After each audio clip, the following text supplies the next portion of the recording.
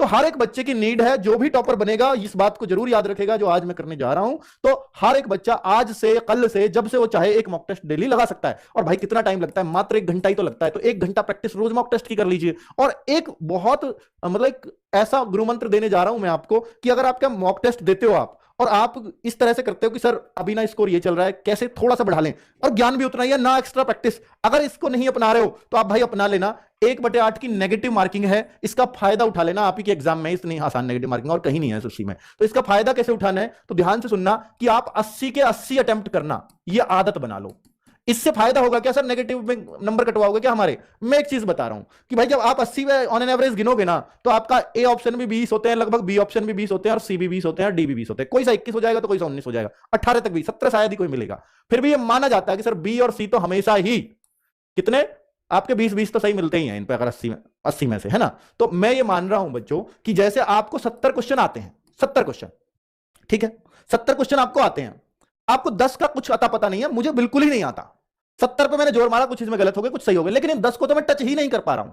अनअटेम्प्ट छोड़ने वाला हूं। अनअटेम्प्ट मत छोड़ो, कट ऑफ काफी आई जाती है। तो भाई इन 10 पे ना आप एक जैसा ऑप्शन लगा दो। वो हो सकता है कोई क्वेश्चन नंबर 9वां हो, कोई 15वां हो, तो इन पे ऑप्शन एक जैसा लगा दो। ऑप्शन क्या लगा दें? या तो सबको जो आपको नहीं आते हैं बी भर दीजिए, या सी भर दीजिए, या ए भर दीजिए। मैं ये कभी सलाह नहीं देता, जो क्वेश्चन बिल्कुल नहीं आता किसी में ए भरो, किसी में बी भरो, किसी में सी भरो, ऐसे मत करिए। इसमें क्या होता है बच्चों, हर 4 में से जैसे 4 बी लगाए हैं तो एक सही होने की संभावना रहती है। तो इन 10 में से कम आपके 2 सही हो जाएंगे, और अधिकतम मुझे जो लगता है कि वो 3 सही हो सकते हैं या 4 सही हो सकते हैं, अगर आप एक सा भरोगे तो, ठीक है। लेकिन अगर आप एबीसीडी ऐसे कुछ में किसी में रैंडमली भरते हो तो एक भी सही ना निकले, इसकी भी पूरी संभावना है, ठीक है। अब मैं यहां पे कह रहा हूं 2 पक्का सही निकल जाएंगे 10 में से। अब मैंने माना कि 8 आपके गलत भी निकल गए, तो आपके कितने नंबर गए? 2 माइनस होंगे, क्योंकि 0.25 एक गलत का कटेगा।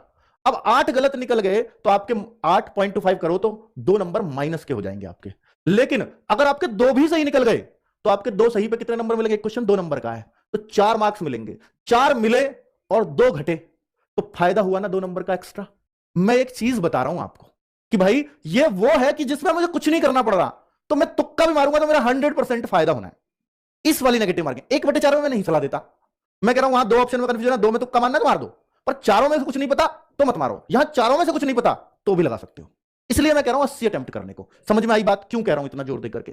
ठीक है, हर टॉपर बच्चा करता है। ये देखिए, हर टॉपर बच्चा मॉक टेस्ट देता है अंतिम समय में और वो कुछ नहीं करता, और प्रैक्टिस सेट्स के साथ। मैं कह रहा हूं कि भाई बहुत कम बच्चा ये कहता है जो ऊपर की रैंक करता है कि मैंने आपका ये बैच लिया, वो कहता है एक ही बैच लिया जी आपका, पिछले साल वाला लिया था, उसमें मैं रह गया आधे एक नंबर से, लेकिन अगली बार मैंने सिर्फ आपके यूट्यूब से प्रैक्टिस की है। ये उसका जवाब होता है, और ये मैं हर बार को देखता हूं, हर बार। तो मैं ये भी कह सकता हूं नहीं हर बार बच्चा बैच लेता है, वो मेरा अपना फायदा हो जाएगा। नहीं, मैं यहां जेन्युइन सलाह देना आया और आप मुझ पर भरोसा करते हो, इसलिए मैं वो बातें बता के जाऊंगा जो जेन्युइनली होती हैं कैमरे के पीछे, ठीक है। जिस तरह से बच्चा बातें करता है, कि खुल के बात करता है, कैमरे में वो शर्मा जाता है, कई बार उसको याद नहीं आती कोई बात, आपको भी नहीं आएगी जिस दिन आप कैमरे पे आओगे।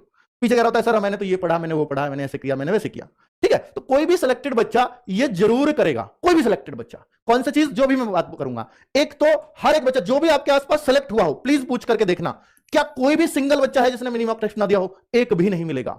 मिनी मॉक टेस्ट की मैं 1 जनवरी से, नए साल से शुरुआत करने वाला था, लेकिन आप लोगों ने ये बोला कि सर जल्दी कीजिए, और मैं भी भाई RWA किया, जो बच्चों की बात ना माने या बच्चों के अकॉर्डिंग ना चले, तो ये 16 दिसंबर से कर दिया।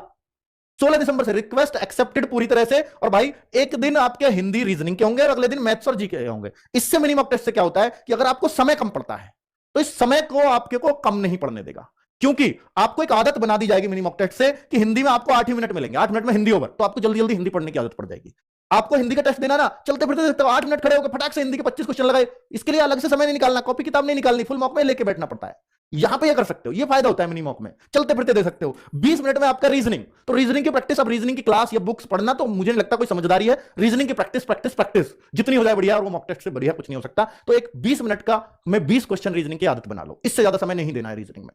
मैथ्स में चूंकि रीजनिंग से थोड़ी सी ज्यादा कैलकुलेशंस होती हैं, तो 25 मिनट से ज्यादा हम समय नहीं देंगे आपको मैथ्स को करने का। तो ये मैथ्स में समय मिलेगा, और 7 मिनट मिलेंगे जीएस को। 8 हिंदी को इसलिए दिया क्योंकि हिंदी को हर एक क्वेश्चन को गौर से पढ़ता है बच्चा, और जीएस को क्योंकि कुछ उसके छोड़ने के लिए आते हैं, तो इसको जल्दबाजी में पढ़ना पड़ेगा, ठीक है। तो भाई ये मैंने ये बनाया है, 16 को ये मिलेगा, 17 को ये, 18 को ये, 19 को ये, इस तरह से 2-2 मिनी मॉक आपको डेली मिलेंगे। पहले भी ऐसे ही किया था हमने, और इस बार 1.5 महीने चलने हैं आपके, रेगुलर चलेंगे, ठीक है। और टेस्ट सीरीज भाई 35 फुल मॉक टेस्ट, ये 7 PM मिलेंगे आपको मिनी मॉक डेली। कहां मिलेंगे अभी बात